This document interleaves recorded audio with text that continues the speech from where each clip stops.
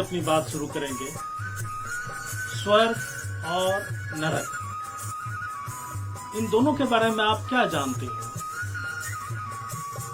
जहां सारा कुछ अच्छा ही अच्छा हो वह स्वर्ग, और जहां सारा कुछ बुरा ही बुरा हो, तकलीफ ही तकलीफ हो, वह नरक। बहुत जमाने से ये बात माथापच्ची करते रहे हैं बड़े लोग कि स्वर्ग कहाँ है और नरक कहाँ है।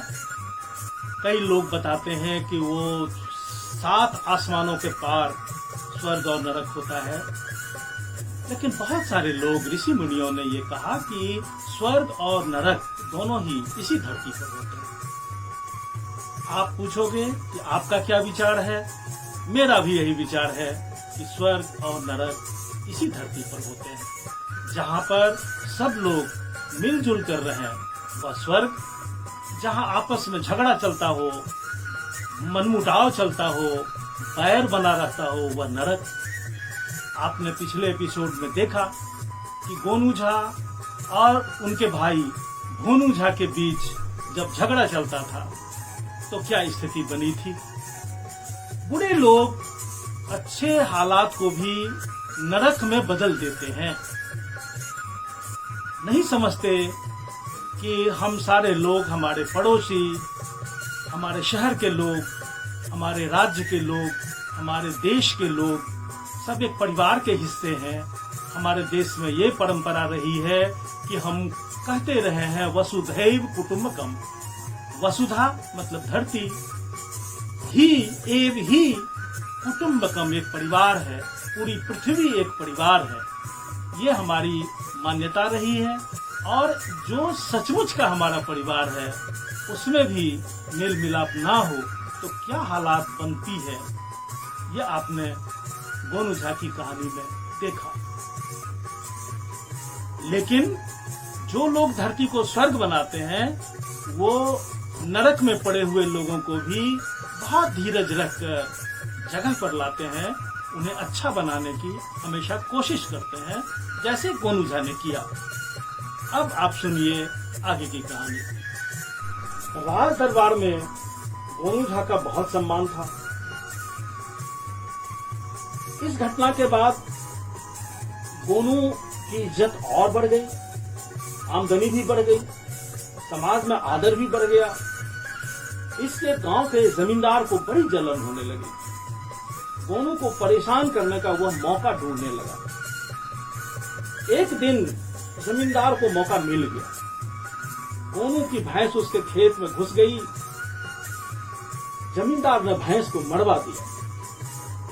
गोनू को बड़ा दुख हुआ, मन मसोस कर वह रह गया। लेकिन बुरे से बुरे हालात को भी जो बदलने की तरकीब खोजे वही असली चतुर होता है।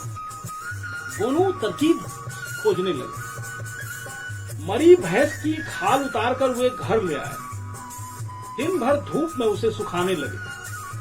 लोगों को यह देखकर बड़ा आश्चर्य हुआ, लेकिन गोनू बोले, पश्चिम देश में खाल की अच्छी कीमत मिलती है, इसे बेचूंगा तो भैंस का दाम वसूल हो जाएगा। खाल सूख कर खूब कड़ी हो गई, इतनी कड़ी कि पीटने पर ढन ढन बजे।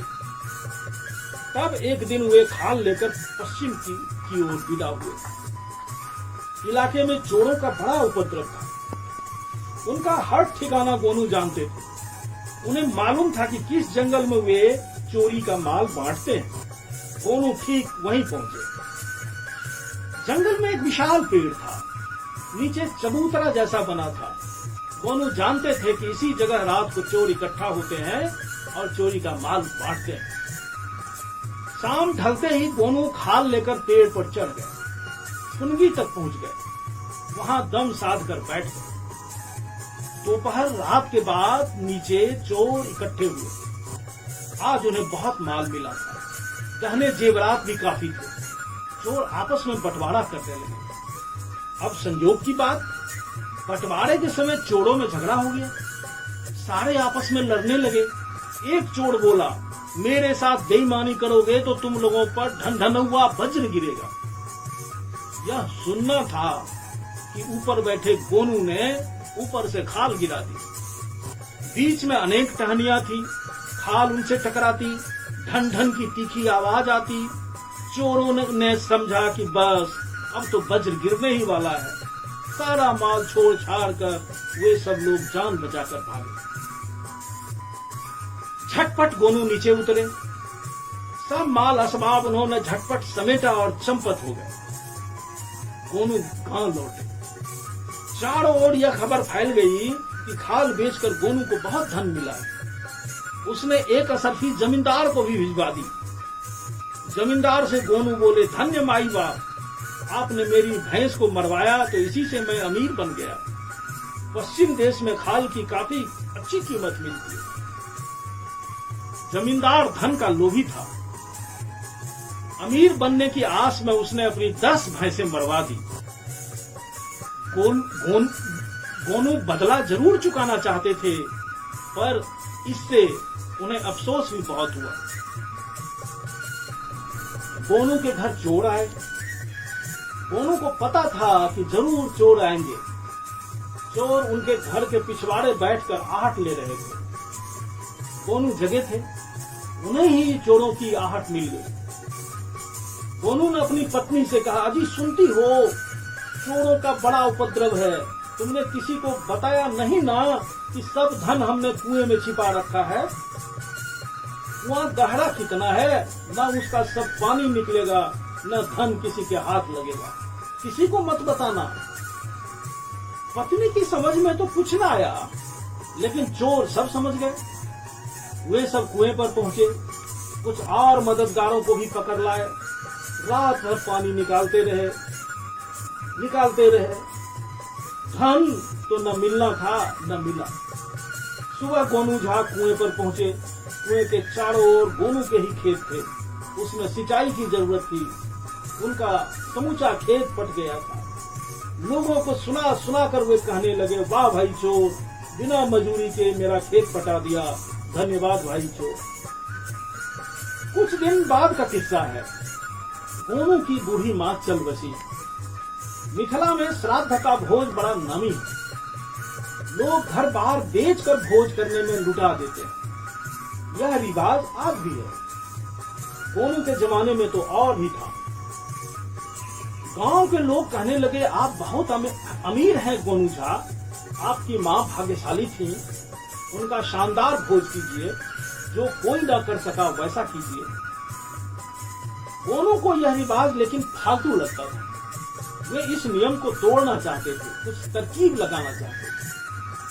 गोनू झा लोगों से बोले, आप लोग ठीक कहते हैं, सब जैसा कहेंगे वैसा ही करूंगा। सबने कहा कि मिठाइयों का भोज होना चाहिए। आखिर भोज का दिन आया। टोले मोहल्ले से लेकर गांव जवार तक के लोगों को न्योता दिया गया। खाने वाले जुट गए तो सबको बिठाया गया। पत्तल परोसी गई, पानी परोसा गया। फिर काफी देर तक कुछ न आया। लोग कहने लगे, अब भोजन सामग्री परोसी जाए। गोनू ने इशारा किया, परोसना चालू हुआ। सबकी पत्तल पर ईख के 4-4 छोटे छोटे टुकड़े डाल दिए गए। ईख का टुकड़ा देखकर लोग मुस्कुराने लगे। एक आदमी बोला, गोनू झा तो कलाकार आदमी है, उनका भोज तो कुछ अलग होगा ही। अब आगे आगे देखिए क्या सब आता है। लेकिन आगे न कुछ आना था न कुछ आया। लोग हल्ला करने लगे, भाई बहुत देर हो रही है, सभी चीजें बंटवाइए। गोनू झा सामने आए, बोले, और क्या चीज? भाइयों, और कोई चीज आने वाली नहीं है। आप लोग भोजन करें, जितना ईख आप लोग खाएंगे मैं खिलाऊंगा। एक बूढ़े बाबा बिगड़ गए, गुस्से में भड़कर बोले, गोनू झा, तुम हम लोगों को बेवकूफ समझते हो? यही तुम्हारा मिठाइयों का भोज है? गोनू झा बोला, बाबा, बेवकूफ भी कोई समझने की चीज है। बची भोज की बात। आप सब जानते हैं सभी मिठाइयों की जड़ ईख है, वही ईख मैं आप लोगों को खिला रहा हूँ, इसी से सब मिठाइयों का मजा मिल जाएगा। अब ईख खाने के सिवाय उपाय क्या था? सब ने वही खाया। तो बच्चों, ऐसा था गोनू झा का जीवन। समाज की कुरीतियों से वे हमेशा लड़े। जहां तक हुआ जरूरतमंदों की मदद की, दुष्ट और मक्कारों को सबक सिखाया, हमेशा उचित बात बोले। यही वजह है मिथिला में उनका मिथिला के इतिहास में